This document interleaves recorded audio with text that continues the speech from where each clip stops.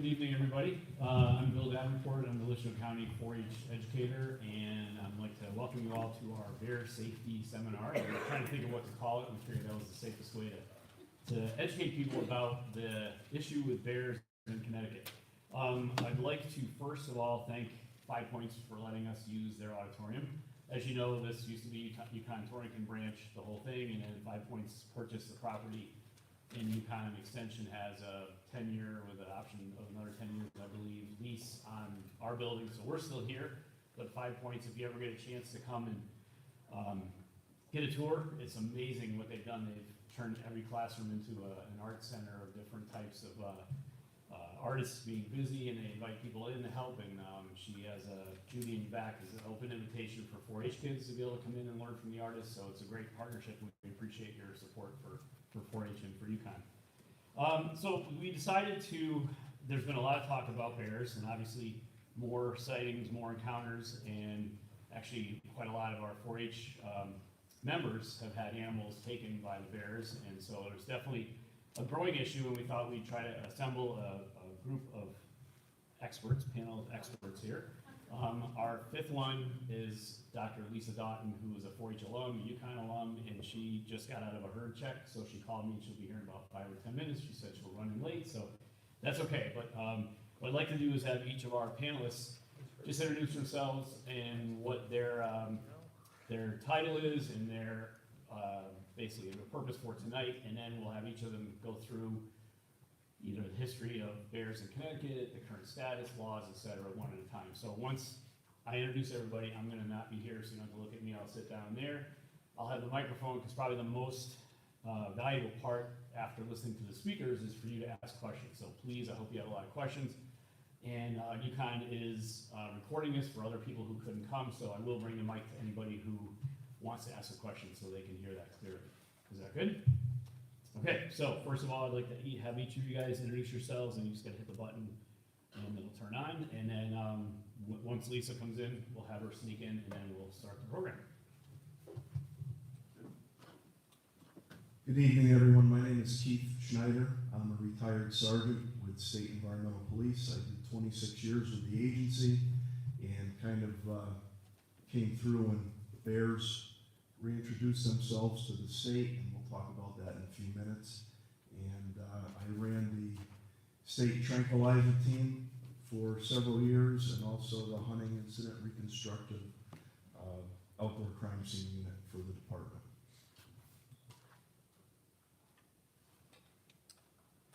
Hello, my name is Jason Hawley. I am a bear biologist for DEP, and I have been for about 18 years now. My job is essentially research, conservation, and management of our statewide bear population. Good evening. Good evening.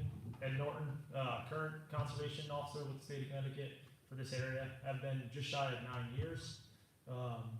Also been part of a couple different teams. I'm on our strength team as well, and pretty much worked this area the whole time since I've been here. Deal with bears pretty much every day. So hopefully I can address some questions later on.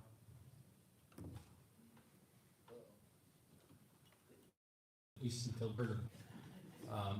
And I have had the pleasure of serving on the Environment Committee, Appropriations Committee, the Regulation Review Committee, and when we get a little farther down the program, I'll tell you the interface between regulation and statute.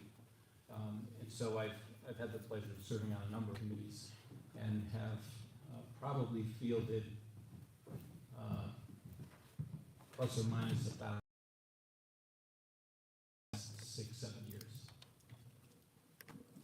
Lisa, we're just introducing ourselves really quickly, and then we'll get into the music later. Hi, everyone. I am Dr. Lisa Doughton, and I am notoriously late to everything. I apologize for sneaking in, but what were we just introduced ourselves? Okay, I am a large animal veterinarian and owner of Tri-State Veterinary Services in Litchfield. I have no experience treating bears, but I have some experience treating livestock who have been attacked by bears, so that's something we can talk about later today. Okay, thank you very much. And one thing I'd just like everybody, I think everybody grabbed a survey. If you could please just fill it out quickly at the end, that would be great, because you kind of likes to have us have kind of a record of our programming and be able to improve for next time. And also, there is a question, if there's any other topics related to this you want to do, we could always follow up with another session later in the year as well. So if you could do that when you leave, that would be great. And the other handout is from the Office of Legislative Research, kind of the updated, I think it was in November.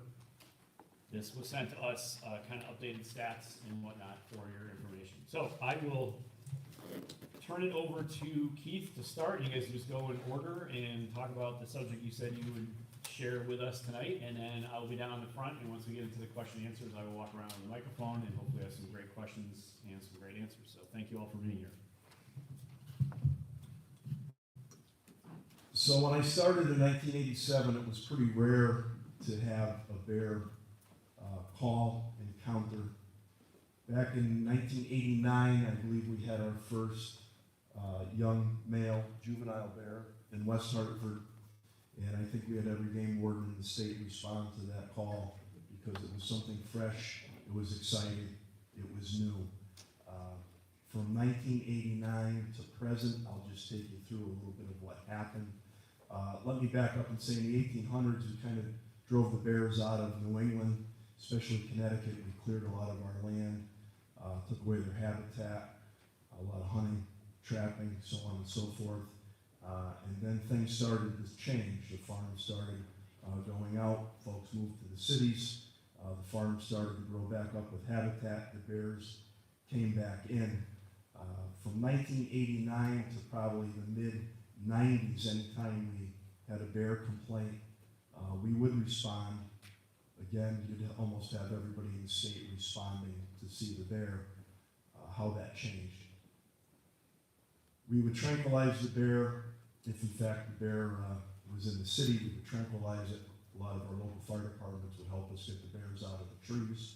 A lot of times after you trank them, they would come down slowly. We would then put them inside one of our culvert bear traps and take them up to Mount Riga in Salisbury. If we aimed the culvert trap just right, we had a chance of them going to Massachusetts or to New York. And we always kept our fingers crossed that would happen. Saturation point came, and we couldn't relocate those bears any longer. Salisbury didn't want a problem bear from Litchfield. Bethlehem didn't want a problem bear from Waterbury. So we started using the next suitable habitat. Along with the increase in bear complaints came livestock encounters.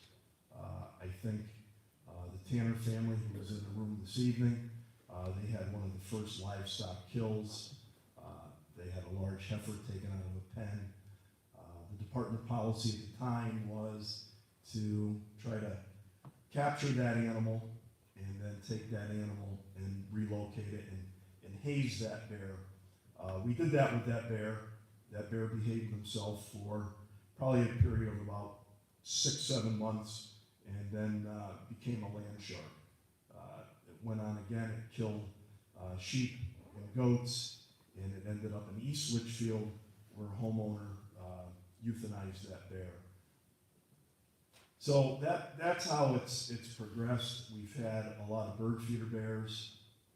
The larger farms don't seem to have the problems. I think their safety in numbers of the animals.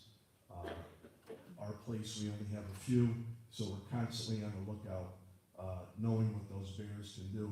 But in a short amount of time, in about a 20-year span, we were responding to bear complaints almost on a daily basis. A lot of repeat habitual bear complaints. It was very uncommon to have a bear into a home.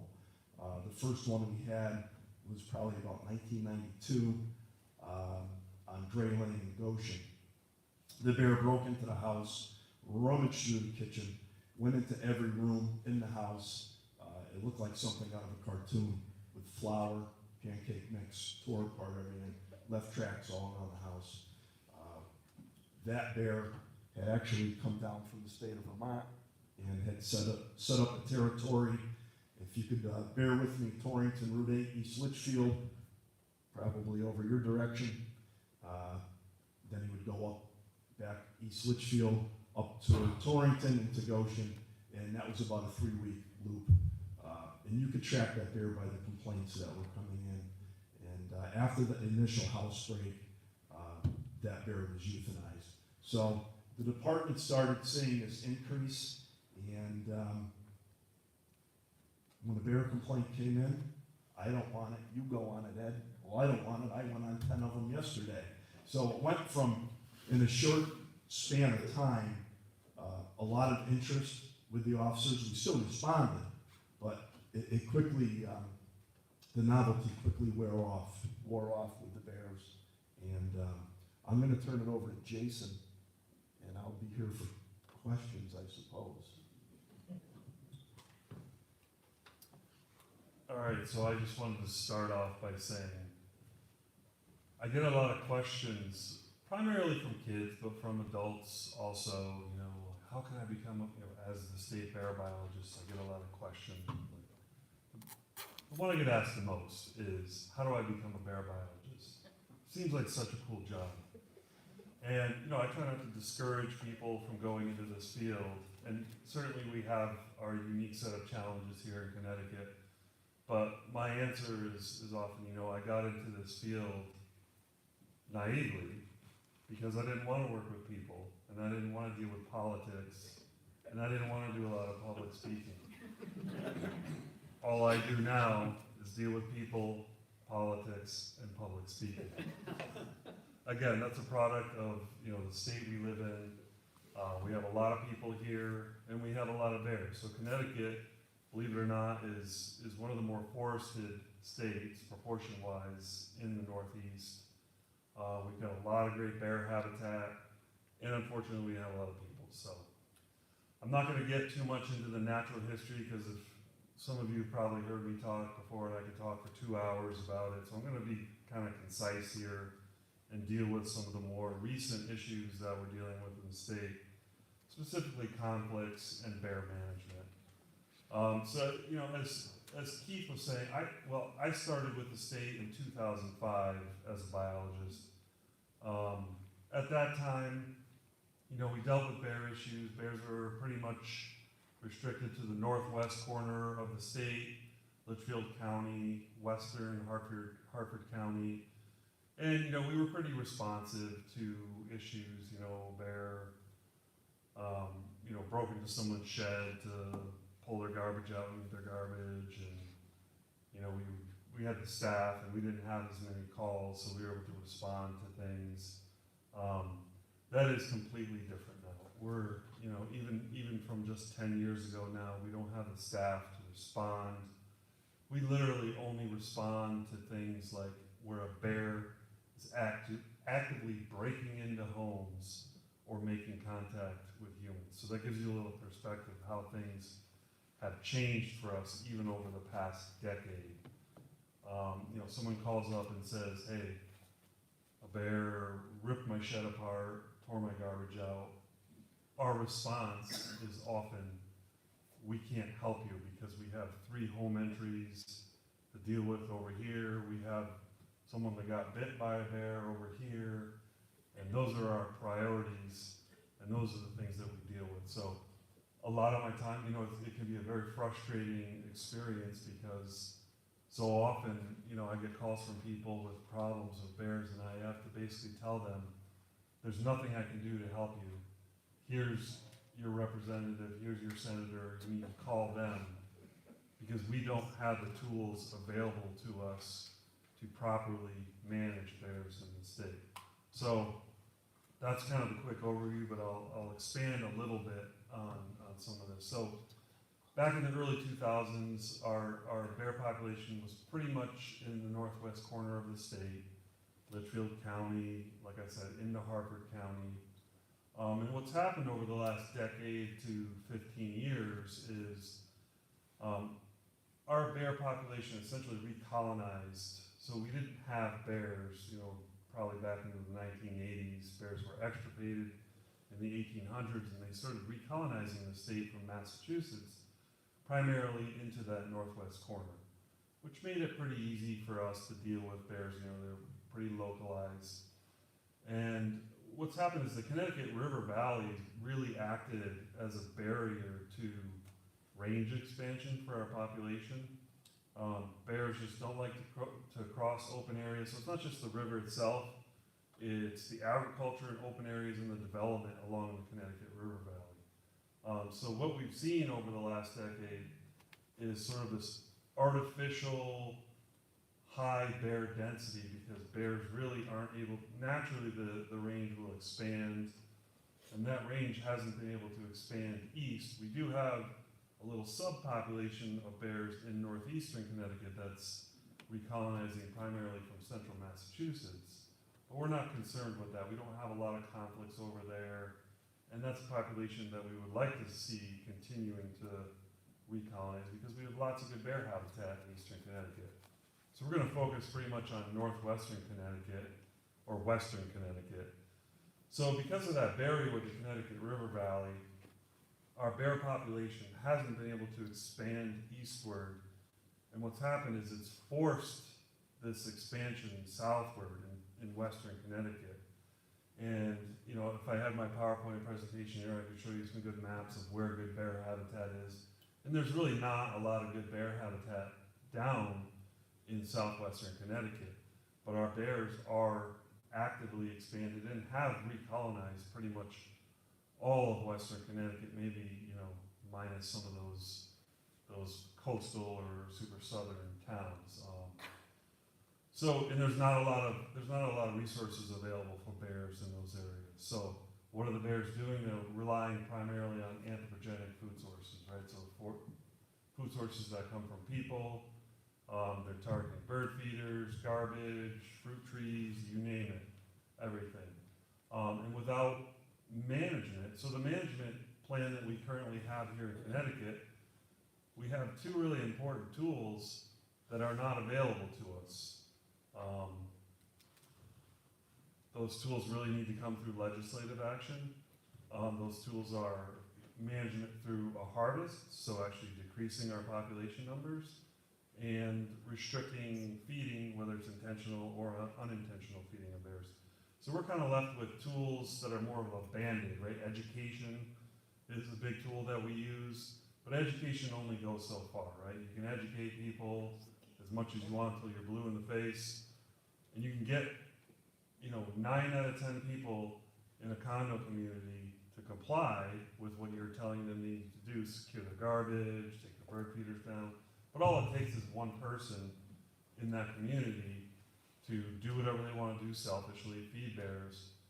That bear gets habituated, that bear gets food conditioned, and then everyone in that community pays, right? So I'm not saying education isn't valuable.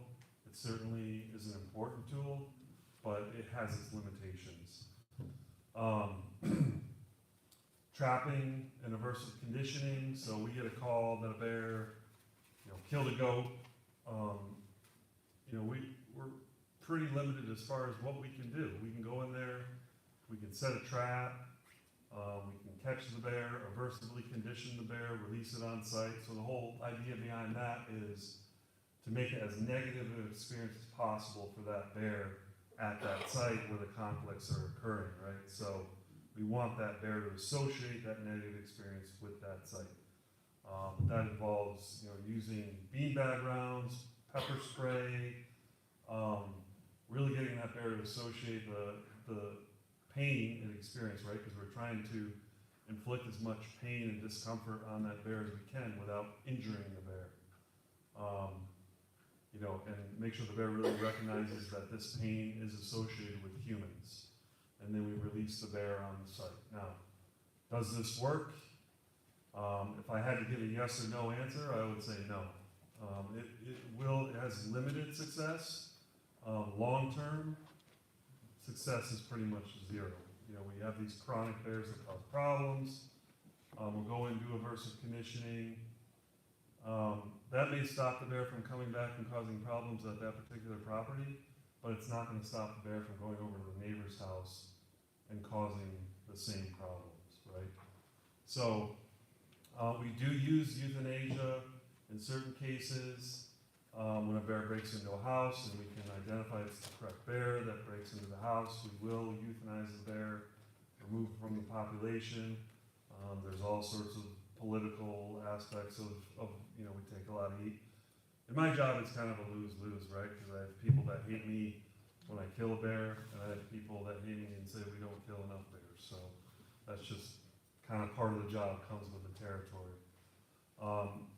So the point here is we have a growing bear population. We know it's growing every year, probably 5 to 7% per year based on reproduction we're seeing.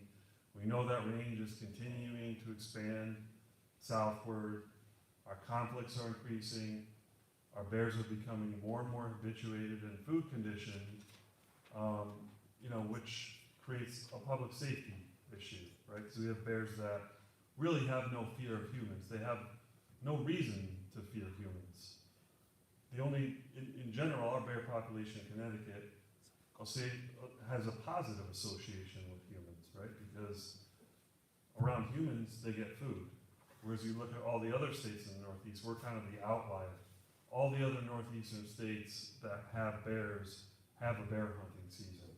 We're the one state that doesn't have a bear hunt. So we really have no way to manage our population. All the scientific data, published data, has shown that a bear hunt reduces conflicts. There's really no dispute there. These studies are pretty rigorous scientific studies that have shown bear hunting reduces conflicts. But that's not a tool that's in our toolbox right now. Neither is restricting people from intentionally or unintentionally feeding bears, because that's how bears get habituated and food conditioned. There are some towns that we've worked with as far as municipal ordinances, stopping people from feeding bears. But again, I think it's 7 or 8 towns that have actually, moved forward with an ordinance. But it's a step in the right direction, but it's certainly not a solution to our problem long term. So the moral of the story is we have tools to manage our bears. Our tools are no longer effective because of this continued range expansion and sort of unprecedented bear density that we have in parts of our state. We really have a public safety issue in the state that, in my opinion, is not being properly addressed. We had the situation in Morris. I think 2 days before that incident happened, I was talking to a journalist, and I had said, if we continue down the path we're on now, we will see more severe attacks and we will see fatal attacks. In fact, that situation in Morris very likely could have turned out to be a fatal attack. I think we were quite lucky that it didn't. The neighbor happened to hear the kid screaming and came over with a rake and was able to, hit the bear and get the bear off the kid. It was a classic predatory attack, which, we've seen more of those type of attacks where it's not simply food-based or, a human's getting in between a dog and a bear. These are predatory attacks. The one in Morris was sort of a classic predatory attack where the bear was not just associating that person with food, it was looking at the person as a source of food themselves. So we're headed down a path that's really not sustainable as far as public safety. Our bear population needs to be managed through a harvest, and that includes lowering the population numbers, at the very least slowing our population growth, or this problem is just going to continue to advance and get more severe. So that's kind of the situation I'm in as the bear manager. Again, I'm not, I'm sort of insulated from some of the political processes that happen. I'm kind of like, I get the questions, and then the questions go to someone else, or the answers I give go to someone else, and then they probably end up with guys like Craig Miner. But I do my job. My job is science, right? To collect the data, do the science, and present it. And I've done that over the last, decade, almost 2 decades. And the data we have shows, we need population management in the state to, at least ensure some level of public safety. And I'm not saying, some sort of ban on feeding or hunting is going to solve all our problems in this state. Certainly, we're still gonna have conflicts because we have a lot of people and a lot of bears. But if you look at the other states around us, for instance, Massachusetts, we had, I think, 68 or 69 home entries in Connecticut this past year. Now those aren't just bears peeking their nose in, someone screaming. That's a bear forcibly going into the home, sometimes while people are there, dumping refrigerators over. We had a bear walk into some old lady's house while she was sleeping, walked right into her bedroom. So when I say home entries, these are pretty, severe situations. And if you look at states around us that have significantly higher bear populations, I think Maine's most recent population estimate is 27,000 bears. In Connecticut, we're here around 1,000 bears. Maine had four home entries this year, and we're close to 70 for a very small bear population. So you can see the big differences here, because not only is population control, not only does it actually lower the population, you're going to have less conflicts, but it also changes the behavior of the bear population, right? So it's instilling that natural fear that we like to see with bears, right? So they actually have a fear of people. A good example I like to use is my in-laws live in northern Maine. There's bears everywhere. They have bird feeders in their backyard. They've never had a bear come in and touch their bird feeder. So that's just kind of my quick overview of the status of bears, conflicts, the level of conflicts that we're dealing with are much higher than states that have, population sizes that are 10 to 20-fold of what we have here in Connecticut. So we're definitely headed down, in my opinion, a dangerous path as far as managing our bear population in the state.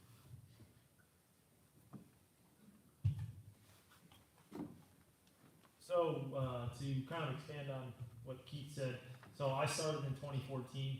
I've been in the same area, so to give you an idea, just so you can kind of picture this, I covered from Watertown up to Massachusetts, New York to the Connecticut River. So there's about 43 towns in that area. I've been in that same area since the day I started. And as they both kind of mentioned, when I started, even though it's been less than 10 years, generally summer's our busiest time with bears. This time of year they kind of get quiet, knock on wood. But I went from maybe a bear call a week to give you an idea, like this past summer, there are days that I go on 5 bear calls in one day. Now to kind of paint a picture quickly there, just to give you an idea how challenging that gets. So those 43 towns, currently as we sit here, I am the only one working for those 43 towns. So when you call and you have a problem, I may be an hour and a half to 2 hours away, which brings on a very big challenge, right, in the sense of trying to either help deter this or resolve that issue as quickly as possible. From my standpoint, as far as law enforcement goes, I deal with something as simple as helping the homeowner who has the bird feeders, trying to educate them, or trying to just give them different ways that we can help deter them, to the different instances as severe as Morris. So I get everything, every type, every bear in the house, and it's quite the challenge as far as it's never the same instance. So I can't sit here and tell you guys that there's, A, this situation gives you this answer, and B, this gives you this answer. Because it's unfortunately not that cut and dry. However, hopefully I can answer questions at some point to try to give you an idea of kind of what falls under situation A and what falls under situation B. That being said, I've seen them from, as Keith said, with a lot of livestock. I've seen it where they've gone in, we've lost 6 or 7 goats in one time, donkeys, cows, kind of you name it, and even domestic pets we deal with quite a bit as well. So it has significantly increased in a very, very short amount of time, at least, again, from my standpoint. And, the food doesn't help, and trying to educate people is really what we do around the clock. Even in the wintertime, I'm still going to people's houses trying to educate them on how to deter it or how to, prevent them from coming back during the winter.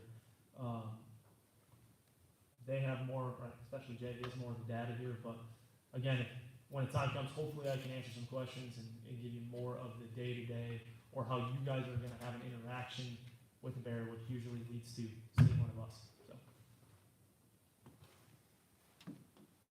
Ended the bill 1 year, and turned it into something totally unrelated and sent it to the Judiciary Committee, and what they sent them was determined to be unconstitutional. So there have been a lot of efforts to try and add that tool in some form or fashion to the toolbox. There was a year that I introduced legislation that would have a Litchfield County only hunt by lottery, very tightly controlled, failed. Another one which was no lottery, Litchfield County or Northwest Corner, because some of the areas that have the largest concentration of bears are actually not even in Litchfield County, they're in Hartford County. And so we looked at it that way, failed again. We did get a close vote in the Senate one year.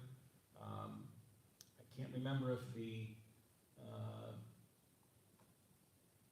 maybe it was, the Lieutenant Governor cast a deciding vote against the bill. This project has been consumed by a bear.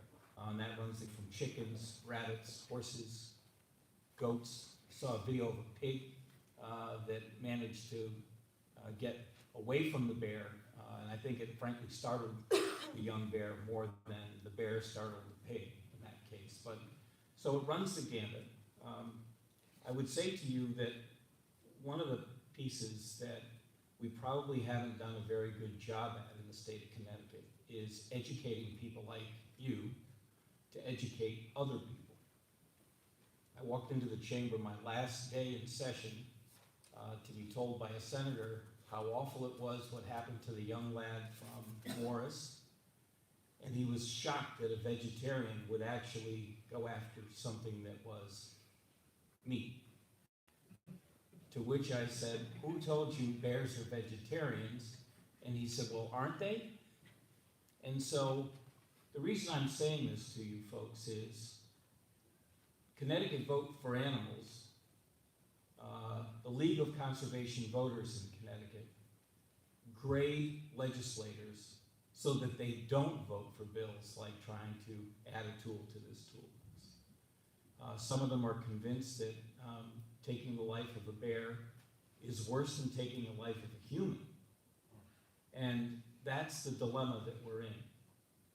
And so what I would ask is that you perhaps become a little more knowledgeable on what bears represent. They're beautiful. They're a wonderful part of our landscape. They never should have been driven out of Connecticut 200 years ago. I'm happy that they're back, but they don't belong in your house. And right now, the state of Connecticut is in a bit of a quandary because historically, I believe society has thought that they have a right to protect themselves, their livestock, their family. The DEP sought a legal opinion, and the legal opinion has cast serious doubt on whether there is statutory authority for you to harm a bear, even if it's in the process of harming you. And so something's got to happen, and I'd say one of the differences this year over last year is that now that the agency knows that fact, the problem, I believe, vests with them. I think they've created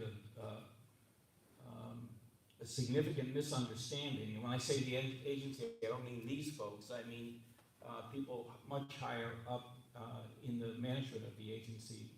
They've equated hunting with being able to protect your livestock or your person. And I've argued that those are two entirely different things. You don't hunt human beings, yet you still have the right to protect yourself. In this case, with wildlife, you have a right to protect yourself. Somehow, I think we need to become more understanding of what the problem is. We need to be more understanding of what the future looks like, because I believe the Connecticut River is going to be an impediment only so long. And once the state of Connecticut's full from the Mass border over to New York, over the Connecticut River, and all the way down, they're gonna do something. And the carrying capacity of that real estate to keep bears healthy is not gonna be good when the numbers start to exceed whatever that carrying capacity is. I spoke about the regulatory process briefly when I introduced myself. So for those of you that have had how a bill becomes a bill in school, there is a bill process. And so assuming legislation, let's take it at its simplest form. Let's say this year the state of Connecticut were to pass legislation and it would be signed by the governor that would reinstate that right to protect yourself and your livestock. That bill then has to be adopted by regulation. And so even if it got passed this year, it probably wouldn't get through the regulatory process by this time next year. It just takes a certain period of time to draft that regulation, take it out to public hearing, take it back to the Attorney General's office, take it to the committee, and then have it become law. I can tell you that the fastest I think I've ever seen anything get done is 6 months. And that was a very simple process, which this is not. If it becomes a more complicated bill than that, meaning that if it becomes something like a larger tool in the toolbox, which would be some form of recreational hunting, then or agricultural limitations similar to what a deprivation permit would be for deer. Those of you that actually farm for a living know that that permit is available, and that for other livestock as well. And so if in that case bears are added to that list, that becomes a pretty simple add. You add the word bear, and then for all the things that you can get a permit for a deer deprivation permit, you would be able to get it for a bear deprivation permit. And that would provide detailed information to the agency. Either one of those would begin to provide more information to the agency than they currently get, because the only information they get right now would be a bear that got collected after it got hit by an automobile, or something theoretically that was euthanized by the agency. So it's much more limited. And so for those of you that don't live in the 30th district, or for those of you that may be associated with other organizations like the Farm Bureau, that there be communication. Because there are 4 representatives here, I know all of them. I'd be willing to bet you they would vote for a bill to help with this problem and provide a tool. But unfortunately, they're outnumbered. And while I have pictures of bears swimming in the Quinnipiac River in New Haven, that is not sufficient probably for some of the New Haven legislators to actually become keenly interested in this bill. I would suggest to you when one gets found on the 2nd floor of somebody's apartment, they might change their tune, but right now, it's kind of the northwest corner. So any help that you can give these folks and others that are interested in seeing us add tools to the agency's toolbox, that there get to be some communication. And I think that's it. Thank you.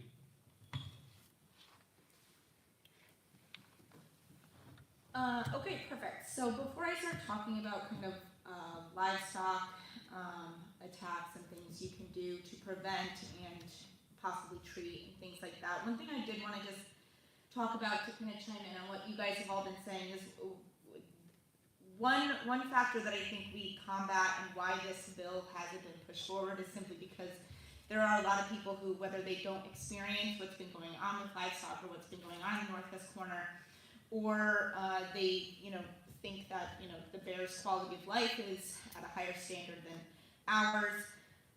Let's discuss the quality of life of these bears. So if they are being kept in an area that is shrinking more and more because of the amount of housing development that's going up and the amount of people that are being populated in it, but their numbers are rising and rising. What we have going on is simple overstocking density.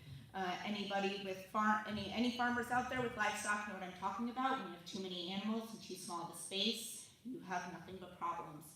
So that goes for even wildlife as well. So if we have too small of a space for too many animals, we're going to lead to starvation. These animals are not going to have enough food.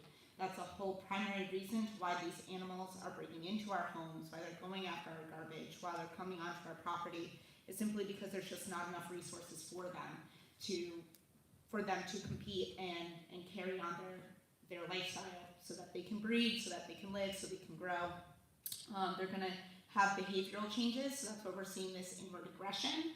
Also, their whole diet is going to change. No longer are they looking for what they naturally would look for, but now they're looking at our trash. That has become, the young stock, the yearlings, these are the ones that are constantly seeing in our garbage bins because that's what they've grown up knowing, that this is where I find food.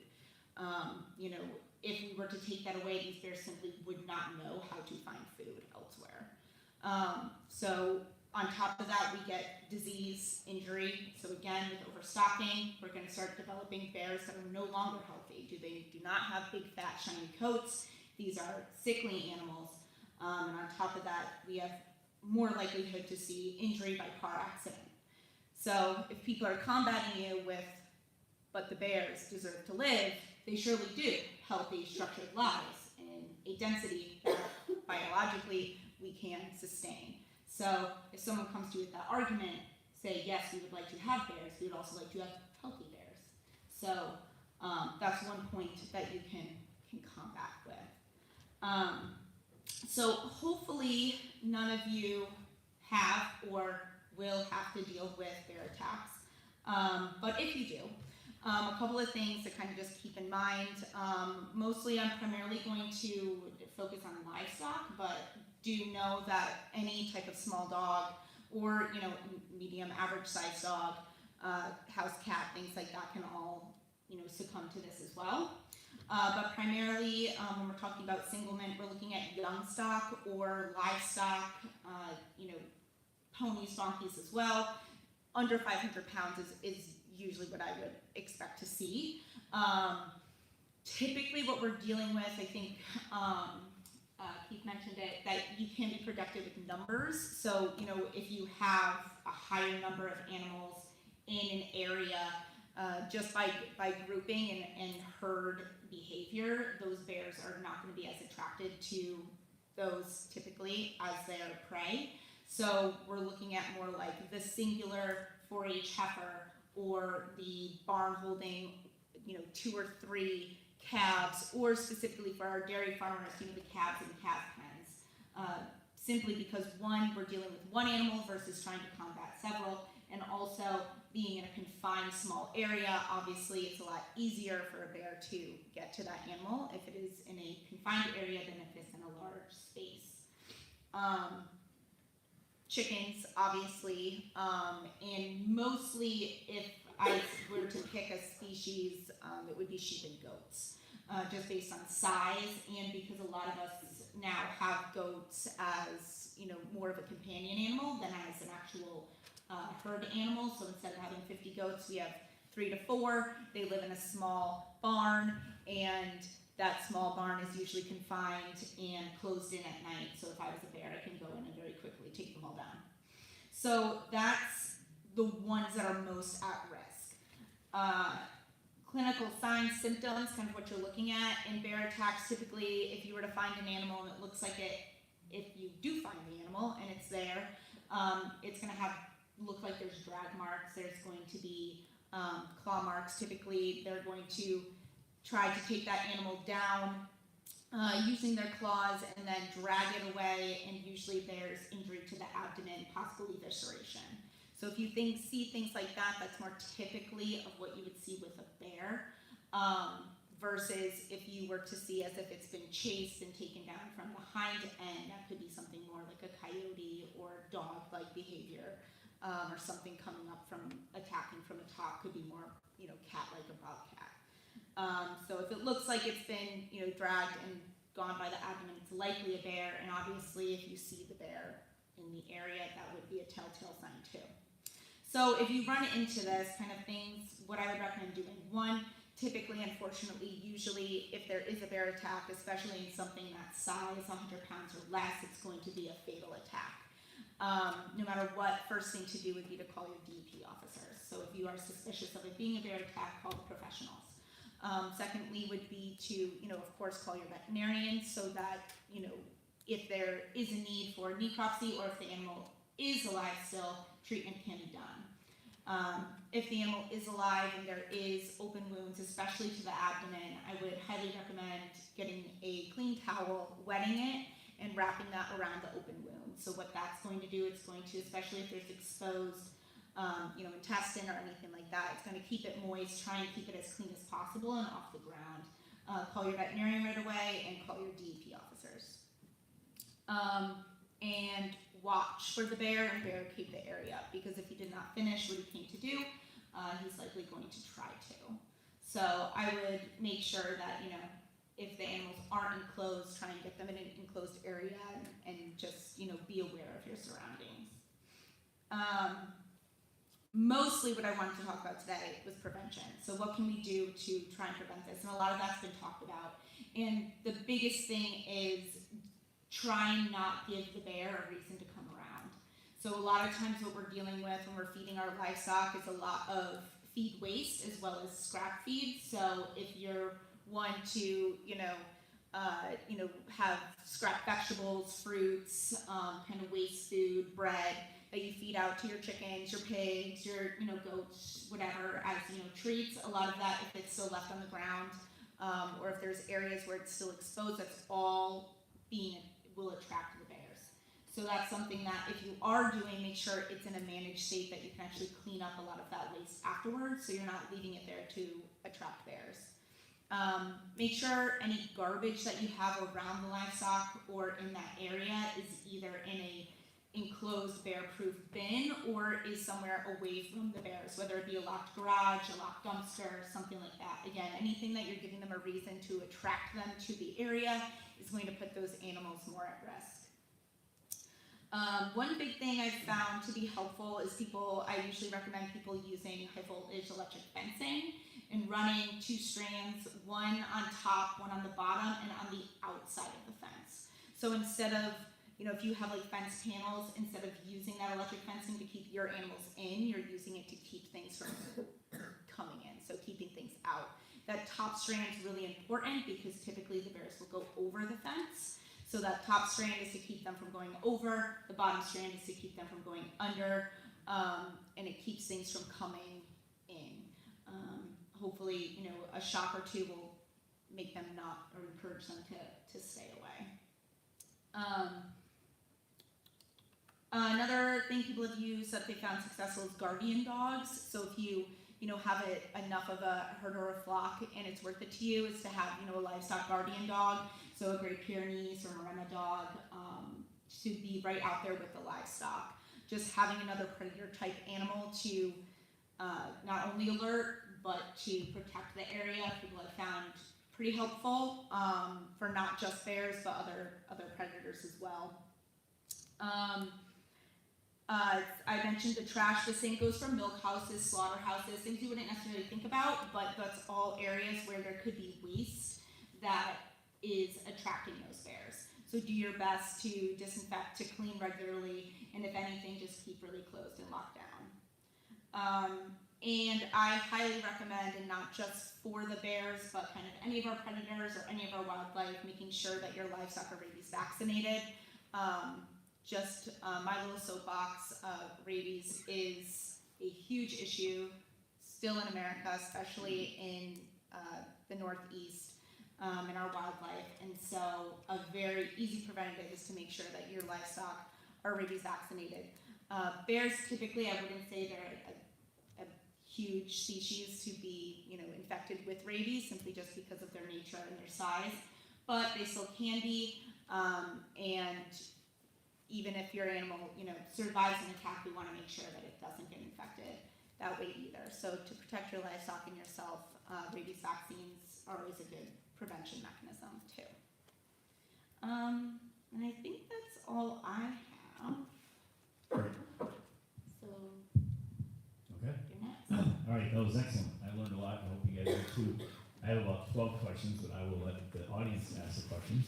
Who would like to go first? There's got to be questions here. This is a very lucky opportunity, so just go ahead. Yeah, Mark Anderson, I represent 62nd District, so on bear feeding, 4 of my towns are 4 of the 7 or 8 that have an ordinance. One of them has tried to enforce it and couldn't because it's too hard to get direct evidence. Now we got 1 deep officer for 42 towns. Is a state law really enforceable for anti-feeding? Well, let's start with the town stuff first. So I know one of the towns for around here I know does have an ordinance, and I can say that from the state standpoint, I'm just going to put it bluntly, they get hung up to dry, the town, because it's a town ordinance, meaning that only the town can enforce it. So I get called quite a bit for the few towns that do have it. I can't do anything about it. So even though I may go there to deal with a bear, there's nothing I can do with them putting a food out. Now, if the town wants to come and take enforcement action afterwards, they can. However, again, I'm just going to put this bluntly, when you have an officer for the town whose primary responsibility is taking care of normal police calls, assaults, domestics, motor vehicle accidents, they're not going to come to deal with the person who put birdseed in their backyard. I can say from a state standpoint, my personal opinion is it would be a great tool to have. Because again, I can't even keep track of how many calls I go to at this point. And I will tell you probably off the top of my head, at least 3/4 of them have some form of a tracking that's there. And I've gone to plenty of them where I'll just use Jay, who's sitting here as my example. He's my neighbor. I have everything taken in, but Jay still got birdseed out. I can see it. I'm there dealing with the incident at this house, but I can see the birdseed there. There's nothing I can do about it. But now that I'm here, if we had it as a state level, and I'm dealing with this house, I can see the evidence there. I can go deal with that. So, do I think it's going to be something that's going to get? I'm going to go around actively looking 8 hours of my shift looking for? No. But do I think it would be something that would be useful and would get enforced? Yes. And I would just add to that, I think 7 towns that have enacted ordinances, some of them are fairly rural. They don't have their own police force, and that's a big part of the problem is these towns, they have the ordinance, they don't have their own police force to enforce that ordinance. And that can be a bit of a problem. We've seen a little better success in towns like Simsbury where they actually have their own police force, fairly active animal control officers. But really, I think the big difference it's made, these ordinances aren't in place to target, the little old lady that has her bird feeder out and forgot to take it in. Most towns have a few chronic, very selfish, in my opinion, intentional bear feeders that are constantly putting food out for bears. They know the bears that are coming in, and guess what? It's a small town. Everyone in town knows who those people are. And from what I've seen, these ordinances have been pretty effective as far as targeting those people that are probably contributing a huge percentage of the habituation and food conditioning that is happening in those towns. So while we might, law enforcement might not be able to go around and, catch everyone that forgets to take their bird feeder in, and these ordinances aren't written so that if you have your bird feeder up, you're going to get a fine, right? So if you've been warned a couple times and you still have your bird feeder up, then it becomes intentional feeding, right? So we're really after, with these town ordinances, those intentional feeders. And the the town I live in, we have a few, and, you know, everyone knew about it, and, you know, the towns have gone after them, so that's one thing to keep in mind. You know, a lot of the problems are coming from 3 or 4 people in a town, and from what I've seen so far, those ordinances have been fairly successful as far as, you know, at least curbing some of that intentional feeding by a select few people. Okay, next question. Yeah, hi, my name is Gary Bernstein. I purchased a home in Winsted more than 2.5 years ago, and I am from Manhattan. This came here because this is a very important issue for me. No, I don't live in the lake. I have my own hunting paradise, Winsted. Last 2 years, plenty of deer. This year, I've seen more bear than deer. And it's affecting the sport. And while it's great to see bear, I had one that was probably 300 pounds, less than 20 yards away from me. Had my spray, I was okay. But I also have security cams with sow with 2 cubs 10 yards from my front door. I have a 14-year-old daughter. I'm concerned about playing basketball. I can't be there all the time. I see what Jason was saying about how that tool we're really lacking. And have you ever thought about bringing more publicity, perhaps on the news channels or something, specifically that young kid in Morris?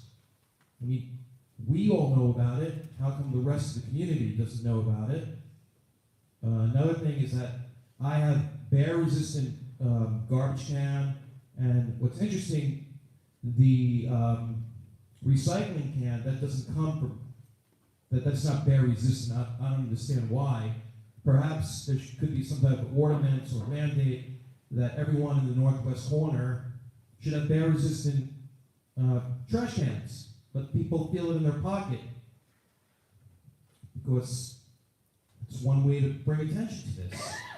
And I think that this is a big problem. And I've seen at least 10 bear this summer. I started getting used to it. And my wife is not too comfortable about it. But everyone tries to make it seem that they're like sweet old bears, they're not going to do anything. I think the publicity should really be brought more upon it, because I agree with Jason, someone's going to get killed. And if the only attack that you have is, oh, get rid of the bird feeders, what's that? These bears have there's no feeder, as you eloquently stated.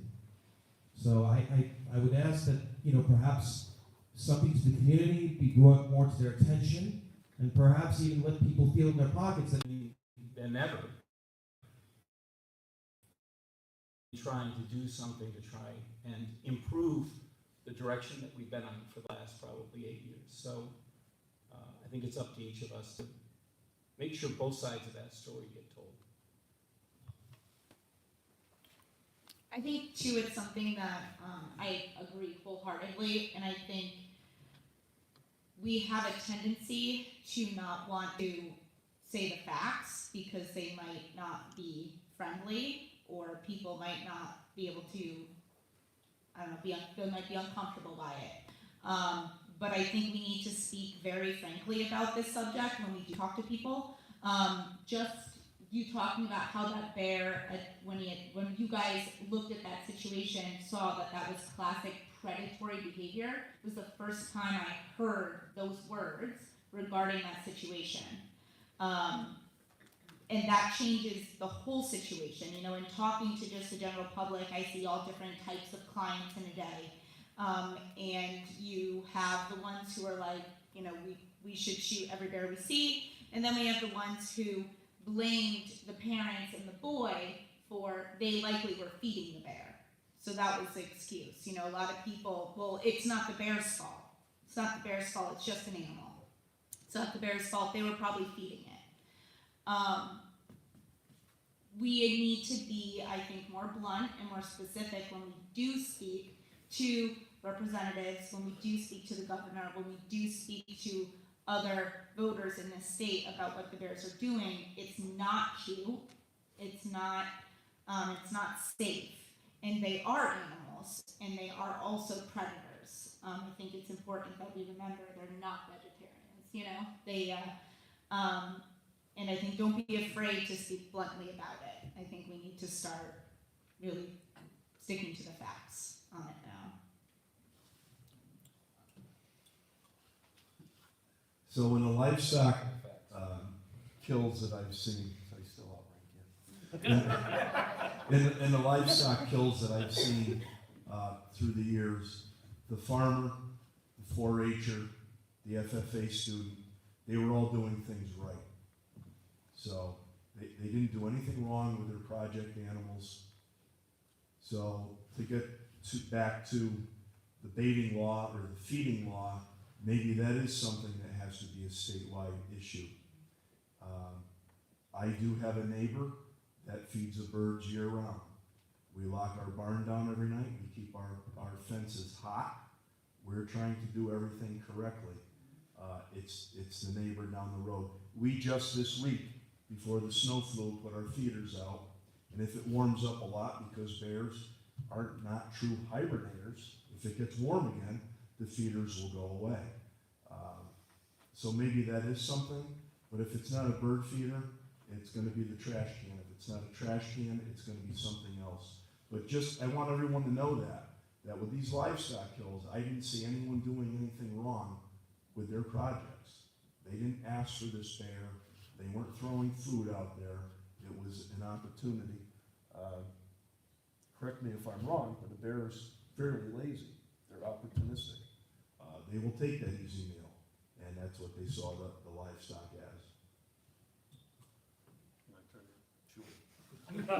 as. So, getting back to the media, I deal a lot with the media. I do a ton of interviews with the 4 major networks here in Connecticut.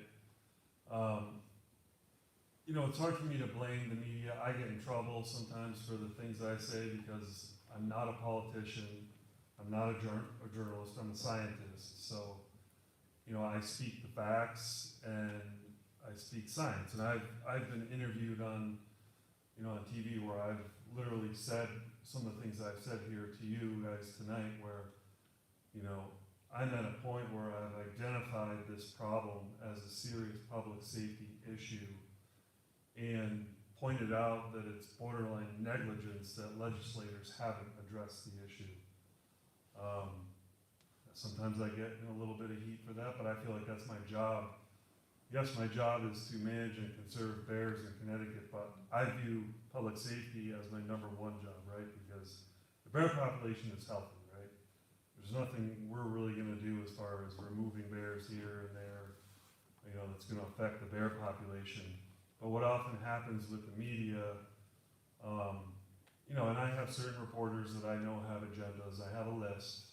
I know which ones, I might give an interview with because, they don't have an agenda. I know which ones that do. And sometimes I'll get interviewed for 4 or 5 minutes straight, about the bear situation and say things like, about, we need to have legislative action. And then when it goes on the 6 o'clock news, it'll be a clip of me saying, yeah, I was a bear. And that's it.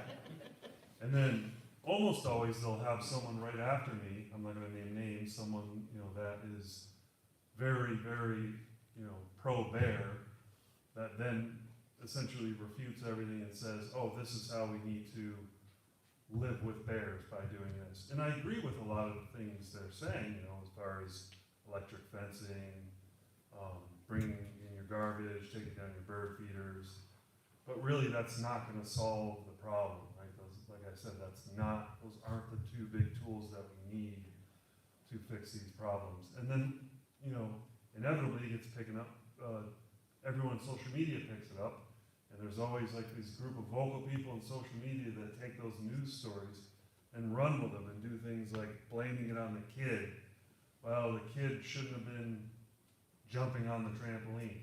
I talked with the family. The kid wasn't even jumping on the trampoline. He was standing next to the trampoline in his backyard. The bear came into his yard, grabbed him by the leg, and dragged him in the woods.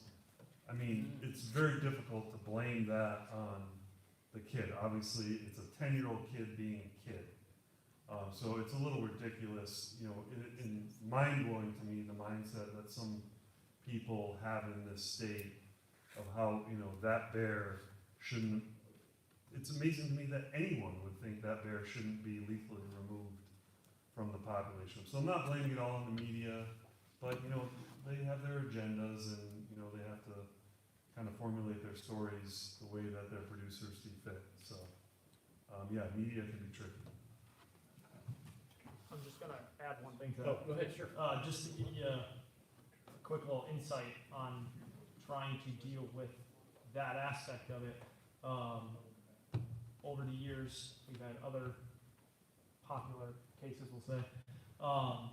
So when you try to give that honesty or that facts, whether it's from the high-ranking official or from the person in the field, it becomes another job. And what I mean by that is case in point, we had 1 year where the department had to euthanize a bear, and for the following week, every PM shift, I had to then go patrol Sessions Woods because they were getting death threats, right, because we put a bear down.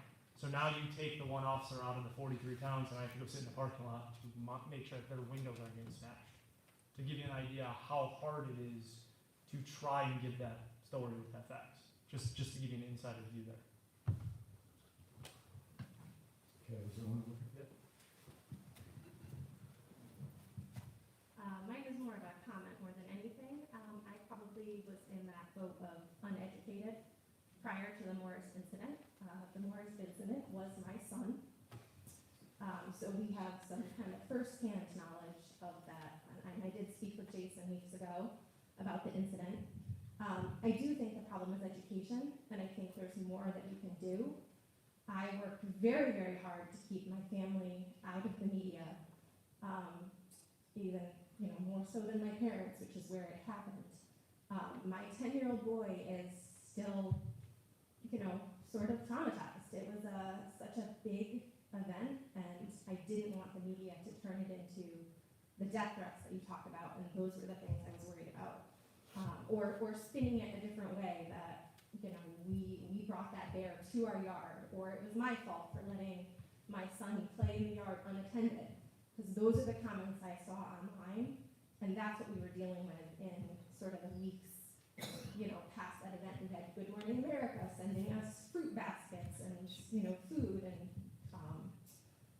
I mean, the media was intense in terms of finding my brother, who wasn't even there at the time, his girlfriend, who has no connection to anybody, and was calling her cell phone. I don't know where they get numbers and things like that. So, I mean, there's still a little bit of trauma, I think, in my family.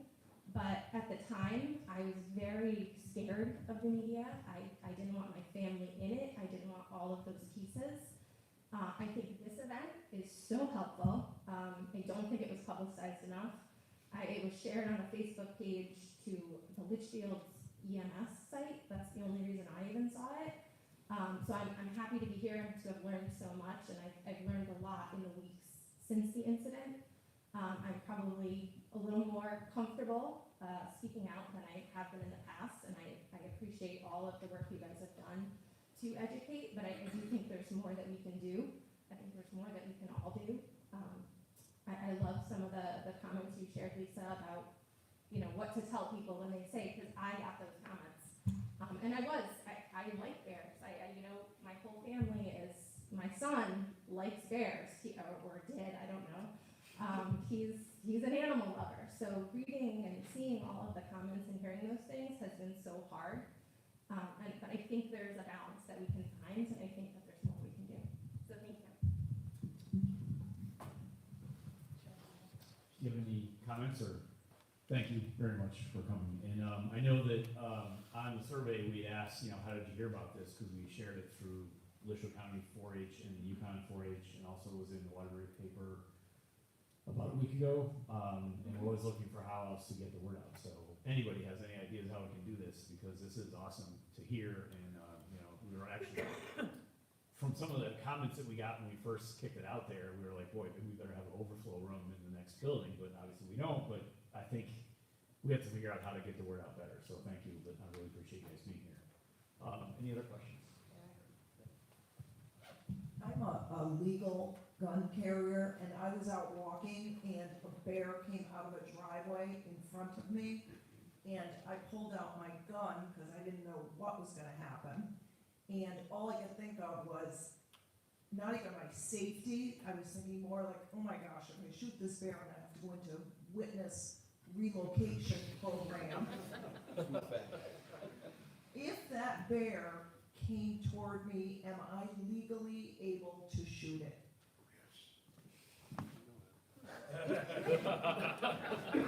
We'll just say we knew that question was coming at some point. So, as I kind of alluded to earlier, right?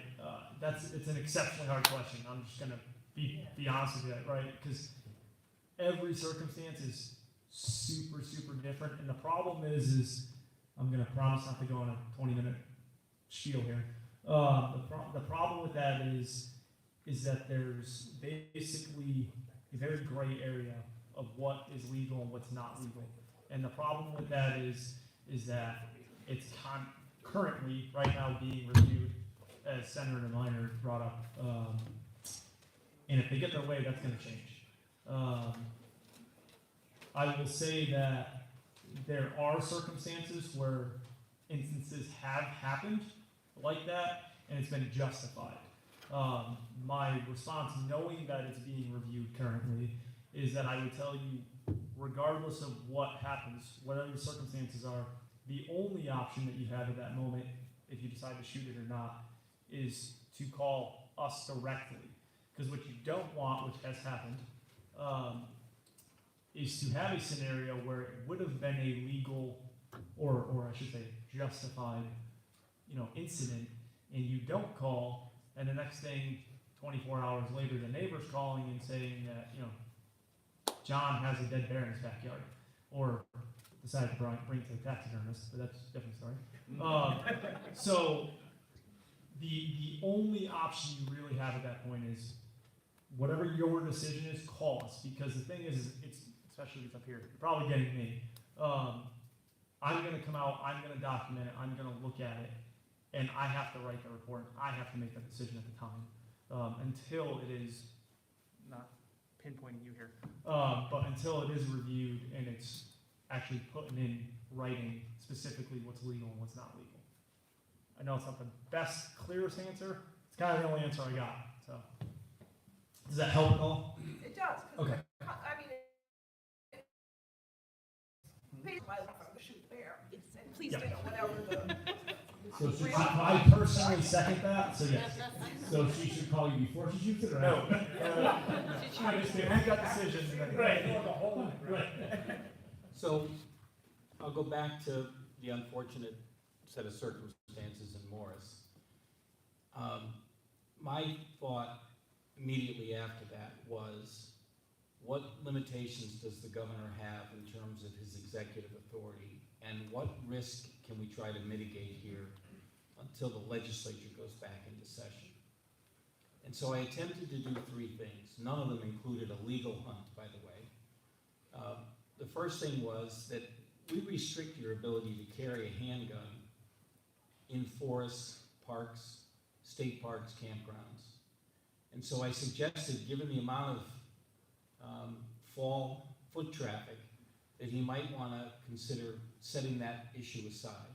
For those that are legally permitted to carry, you would at least have a situation where someone could protect themselves and perhaps protect someone else, because I know what the numbers are. I know how long it takes for these folks to go from one incident to the next.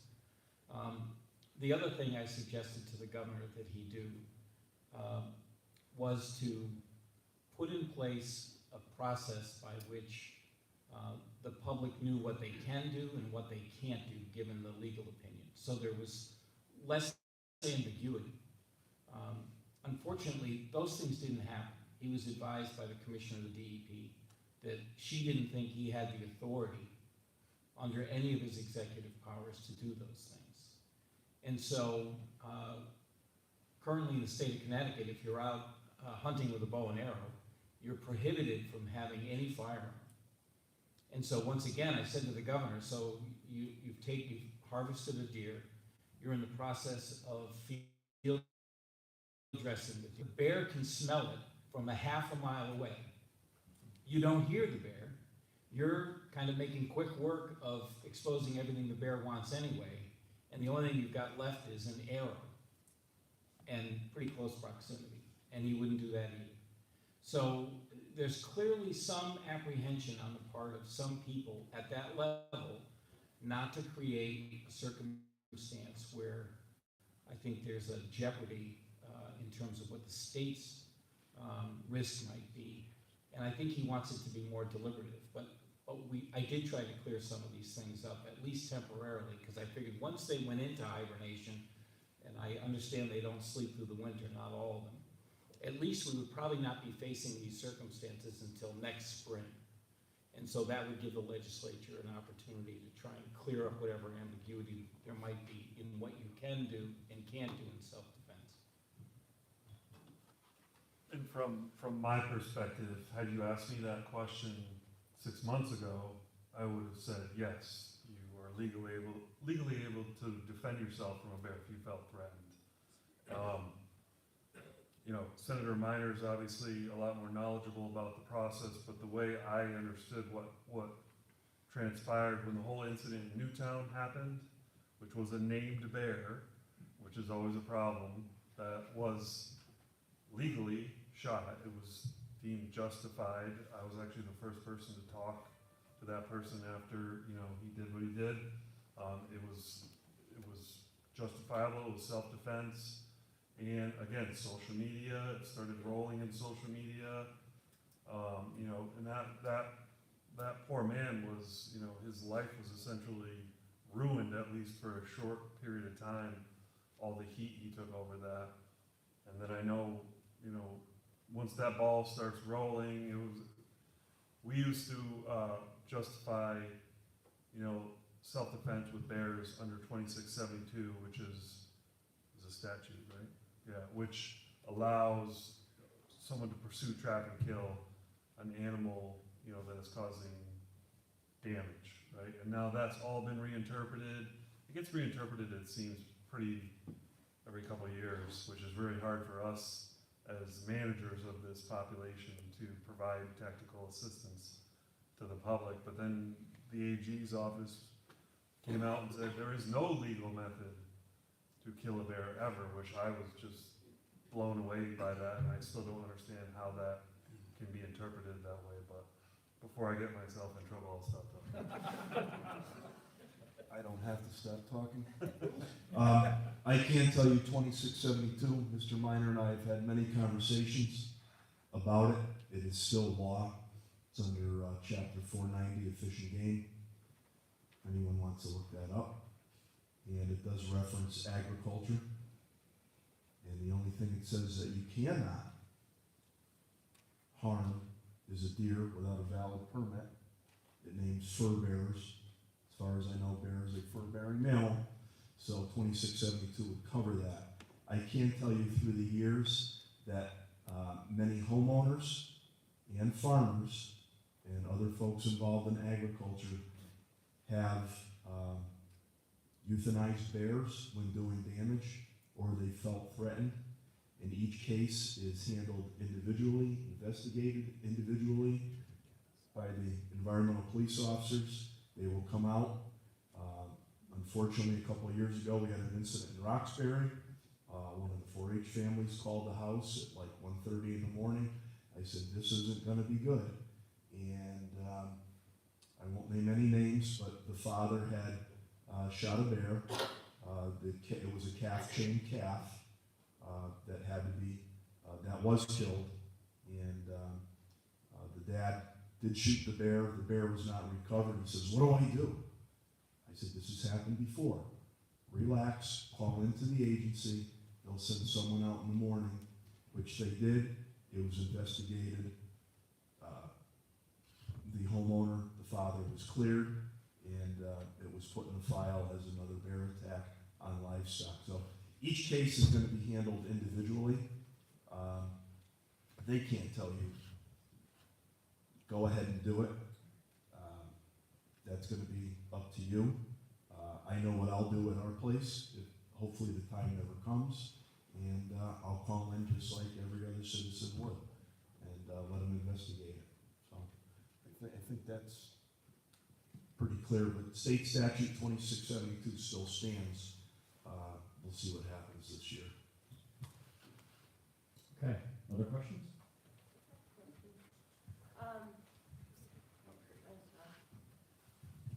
Hi, since you have to strike a balance and all that, keeping the garbage locked up is a major thing.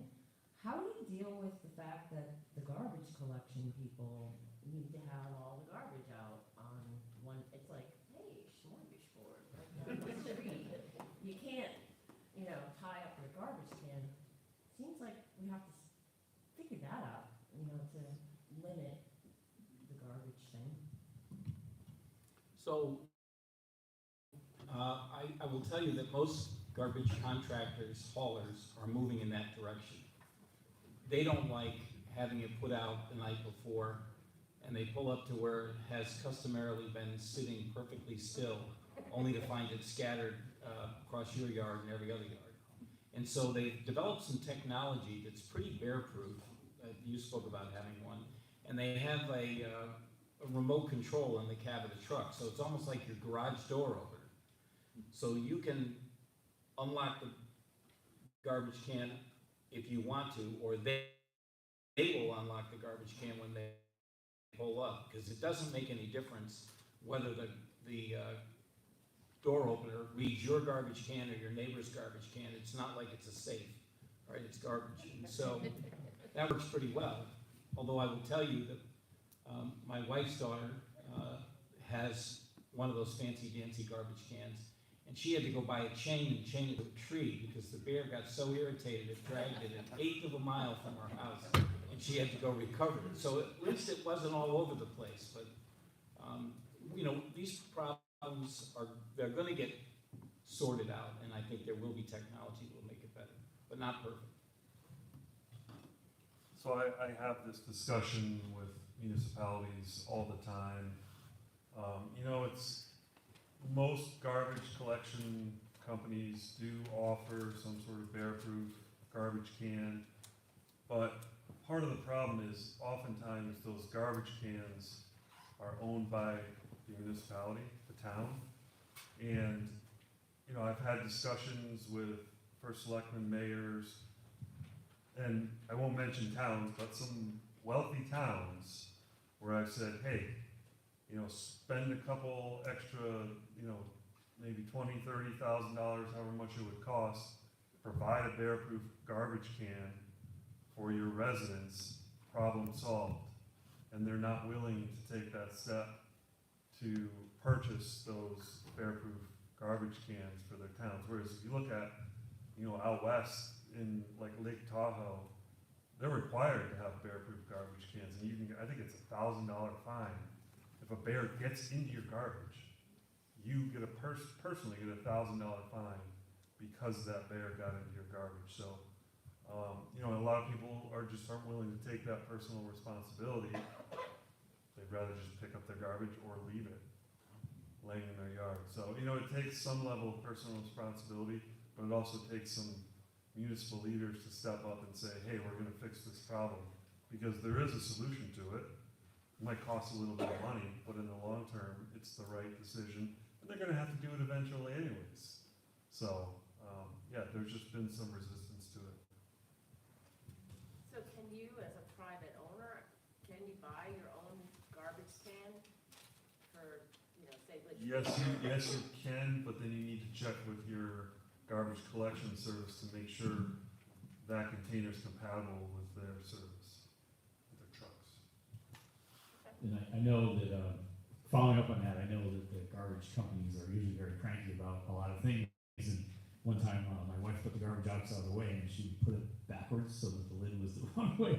It was the biggest sign on it. Don't you ever do this again? So I can't imagine what they would do if you try to get your own. I don't know. Anyhow, Okay, other questions? Well, I wanted to add one more thing. Yeah. When talking to garbage collection services, if you somewhere include the word liability into your discussion with them, I have found they're much quicker to add it. I try to help you out.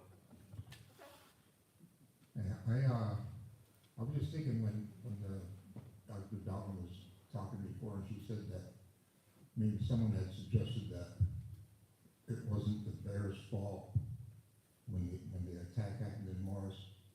And I think maybe a good response to that would be, you're right, it's not the bear's fault, it's our fault for not taking the proper steps to keep the bear population at a level where we can safely coexist. Agreed. Okay, other questions?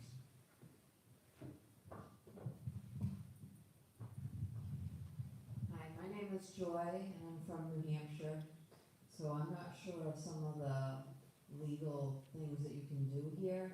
I enjoy hiking, and the way I learned about tonight was on the Hiking Connecticut site, but it got posted just a couple days ago, so I don't think enough people, I think a lot more hikers would have attended this as well. But I'm curious as to what legally I can use as a deterrent should I come across a bear when I'm hiking.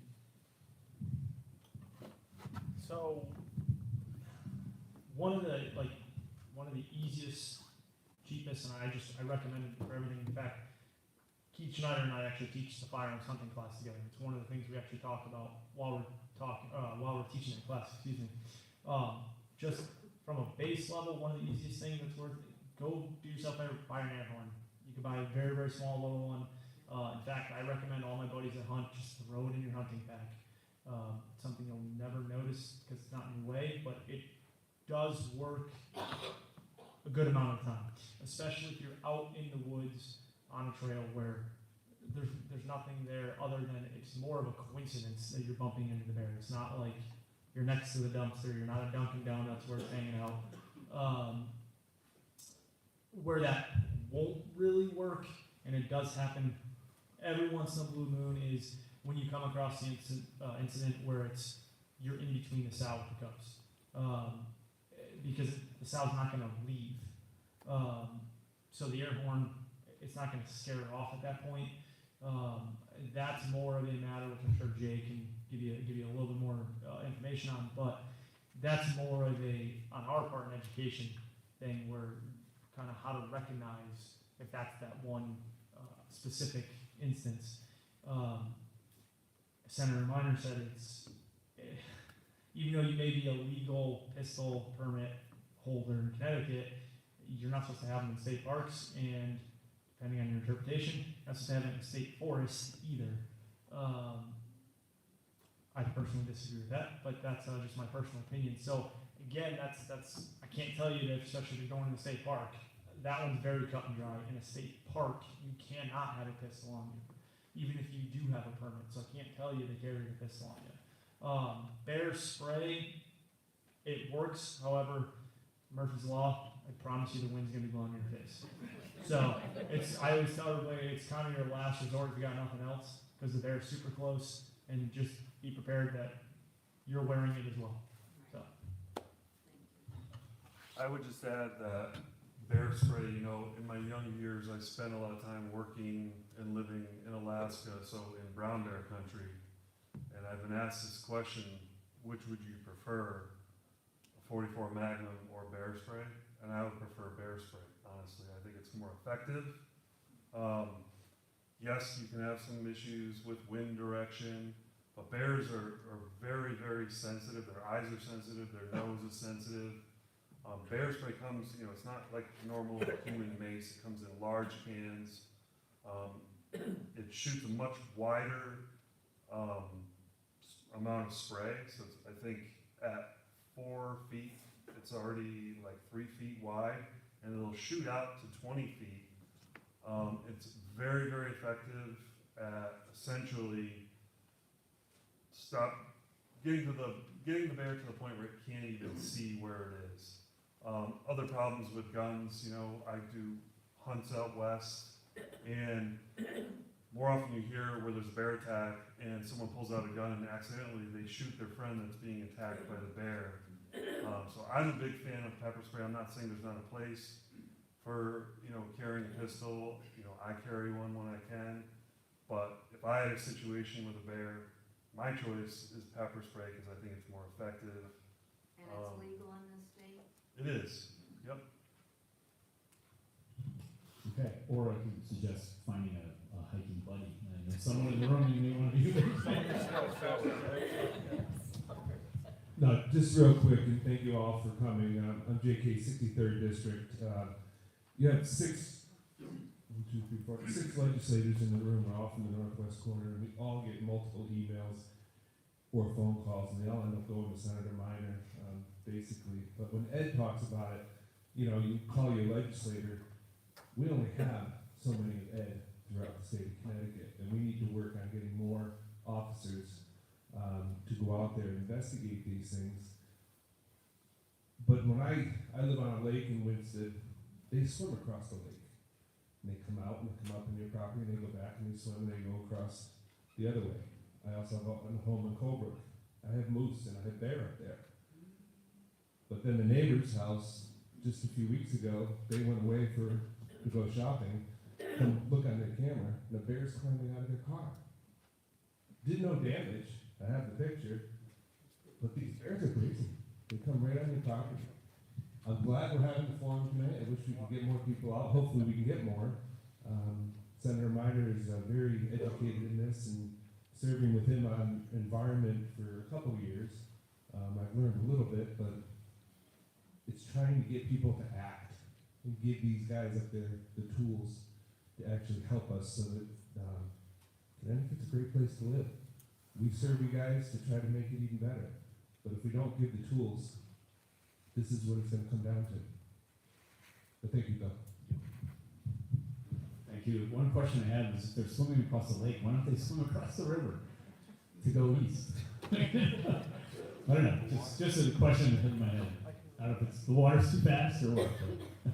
It has less to do with the water, more to do with the open spaces and the agricultural floodplains around the river. Bears don't like to go out into open spaces, so that's more of a barrier to development. There's no woods up to the river. And yeah, I get it. open I get it. places. I had a thought. Okay, a couple last questions, and then we're getting to the point, okay? And one of the questions on the survey is, would you like more information or maybe another one of these? I would love to have some ideas that we could have another in a month or two, get these guys and some other people together and help me figure out how to publicize it more. I don't know what we can do, but I know some people shared it on their groups, so anyhow, I'd like to have more people here. Hi everyone, thank you guys for being here. I appreciate this talk and hearing your expert opinions. To be honest, this is really hard for me to listen to because I have a specific phobia of bears, but I do feel it's important to come and talk about these things. I grew up in 4-H here, raising dairy goats. You talked about the words livestock and projects, but they really become part of our family and our pets. And the first goat born to my goat herd when I was 12 years old, Ginny, was killed by a bear a few years ago. And it was really hard. He dragged her to the pond, and my dad heard this happening, ran after it, and the bear ran away, came back over the fence after my dad. My dad threw a log at it, it got away. We got my goat to the vet, and unfortunately, her neck was broken, and we had to put her down, but she had no other injuries at that point. So, talking about livestock guardian dogs, I have two myself that I acquired after this incident. I have two Great Pyrenees. They're also great for children, good family dogs, and they're very protective. So I definitely like to encourage that. I just picked up another puppy. His name is Gus. He's 8 weeks old, and my mom's hanging out with him out front if anybody wants to meet him after. But my question is, in protecting our animals, and without the fear of dealing with legal recourse, as these legislative pieces fall into place and we push harder, is there anything that we can do as, pet owners, livestock owners, to, you know, be at hearings or sign things? Like, what are actual specific steps that we can take to make it more possible for those protections to be in place in the future? So I would imagine that there'll be a number of pieces of legislation this year, and they've historically gone through the Environment Committee, because the Environment Committee is the committee of cognizance for agriculture and for wildlife. There's a chance that the bill could end up in public safety because of the public safety aspect. Historically, I've had to watch a lot of committees for what I would call anti-hunting, anti-trapping bills. They used to show up in the kids committee. You just would have to spend a weekend looking for bills. Once the bills have been drafted, the committee leadership will make a decision on which bills will get a hearing. I would suggest that if you know there's a bill that's been drafted or introduced by a legislator, that's the time to approach the leadership of the committee, the two chairs, the two ranking members, and send them an email and ask them that there be a public hearing on the bill. Once the hearing has been scheduled, if it's not in person this year, and I'm not sure if they will be in person, they'll be by Zoom. And so I can remember, I think it was a Friday night last year, and I was up till about 12:30 listening to testimony in the Environment Committee. It's very convenient for people to be able to do it via Zoom. It's also very convenient for legislators to set the button that says, I'm listening, but there are a whole bunch of other things that are going on. I personally think the legislature needs to get back to the in-person mechanism of hearings and meetings for two reasons. One, people do have the ability to send the information. You can send it in writing or you can show up. The other thing is that it gives an opportunity for these folks to talk to each other. So if you can imagine the last 2 years, there's been very little commingling of communication amongst legislators in person. And I've learned that there are very few obstacles in life that you can't resolve if you can talk about them and de-escalate the situation. And there are people that I can relate to, but don't share their viewpoint in some cases, that I've been successful in persuading them, communicating to them the need for something. So if you know that there's a bill being drafted, send an email, try and make it a point to testify. There's nothing wrong with sending a letter to the commissioner either, that I'm aware there are 4 bills before the Environment Committee that deal with this subject matter. We hope you'll be in support, or something like that. But that's how it gets done. Hey Tess, how you doing? One other thing I would recommend, unfortunately, very unfortunately, as we know, everything now is social media. It doesn't matter. If social media says the sky is green, that is the fact. And so I would recommend, if it's on Facebook or Instagram or whatever else our generation uses, if you see something, cute video of a bear playing on someone's trampoline, don't share it, don't like it, don't click on it, don't look at it.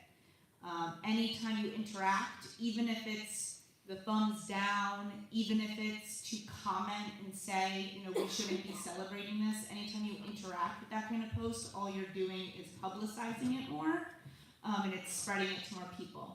So just ignore it. And I would also challenge you to instead, every time you see a post like that, instead share something else completely that is related to what we talked about today. Whether it be about bear behavior, whether it be about, you know, different bear attacks, whether it be whatever it is regarding the importance and the facts of what we did here. And I would recommend that for everybody. I hate social media. I'm the world's worst millennial, but I've learned that unfortunately that is what we have to deal with today. And commenting, even if it's a comment against it, is doing nothing but supporting that post. So don't say anything, don't look at it. Instead, ignore it and share something else if you're going to do anything. And make sure what you're sharing is factual and it supports what we talk about here. Because the more we can get that on social media, maybe we can start changing minds. Because unfortunately, that is what people believe more than anything. And perchance, if there's the social media pressure changes, that pressure can change for those who have the power to actually make legislation and make bills that can affect us. Just to kind of go with that and to piggyback off of the couple different questions about kind of what's your legal stance or like what you can do, which kind of goes in hand with what you're asking is how we can, as the public, how you can kind of either help or kind of protect yourself.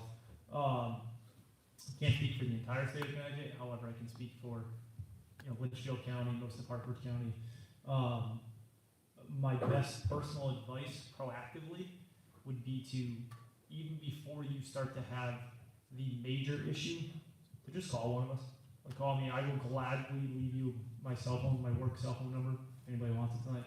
I know there's a few people out here that already have it. By all means, call.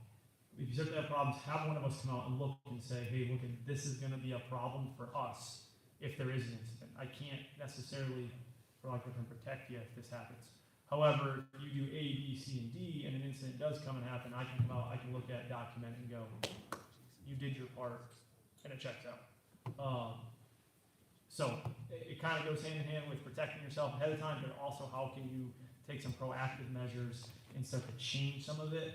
I can speak pretty well with like G18, which is our local court here. We work with them very, very frequently. So if there was ever an instance, because I know the $1 million question everybody has is they're always afraid of what's the law enforcement going to do? Like, am I going to get in trouble with law? When it comes to that time and it goes to the court and they say, oh, officer so-and-so was there.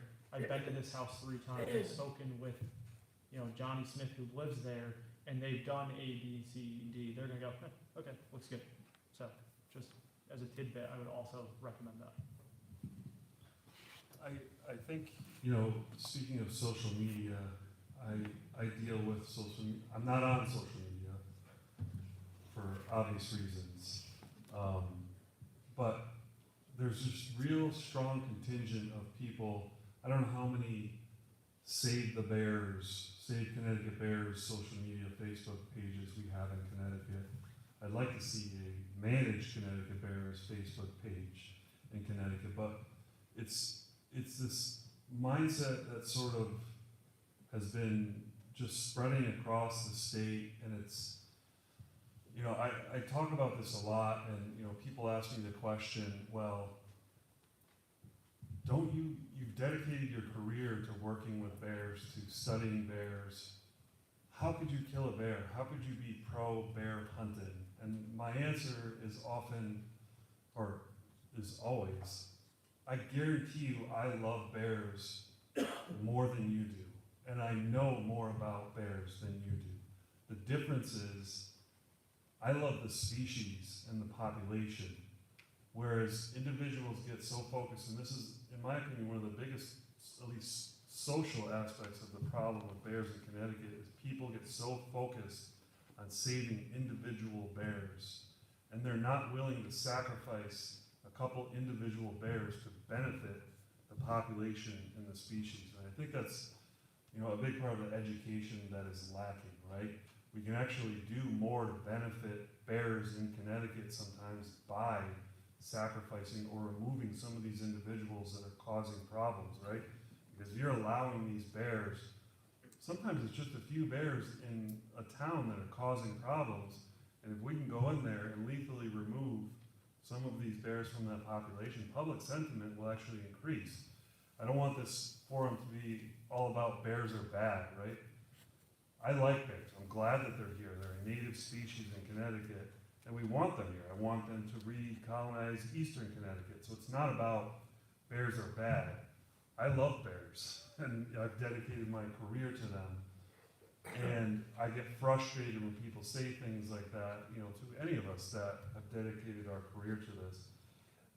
I love the population, I love the species, and I'm willing to do what's best for that population and that species, and that message is just lost. Well, maybe it was never even there. And I think that's a big part of the problem that we have here in Connecticut. People just are too focused on individuals, especially when they get names, right, Craig? When they get names. Yeah. Okay, so the last thing I'd like to do, is with the question about what more we can do. We do have, I think, 4 or 5 elected officials here, and I'd like to have you guys just, at the very least, name where you represent, because I know there's some new people elected and maybe people haven't met you. So if you could, I know you had a question, but if you could just pass it along to have everybody say hello, that would be great.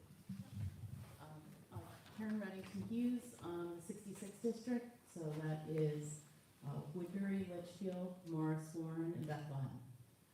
I just wanted to ask quickly, if this problem that we have right now, if nothing is done to resolve it, do you see the aggressive behaviors in the bears just escalating even more? Yes. Mark Anderson, represent the 62nd district, Barkhamsted, Granby, Heartland, and New Hartford. Cindy Harrison, 69th district, which is Southbury, Roxbury, Bridgewater, a small piece of New Milford, and hi to all you guys. Bring it up to Jay.